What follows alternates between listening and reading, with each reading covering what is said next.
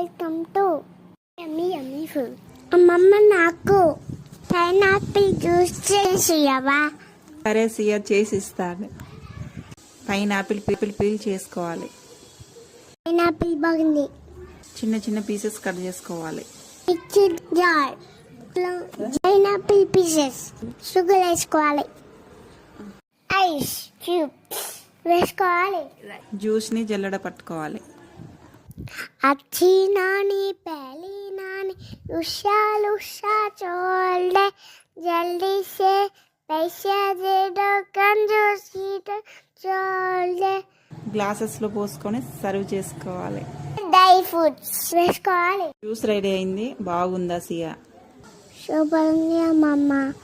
మా ఛానల్ని లైక్ చేయండి, సబ్స్క్రైబ్ చేయండి.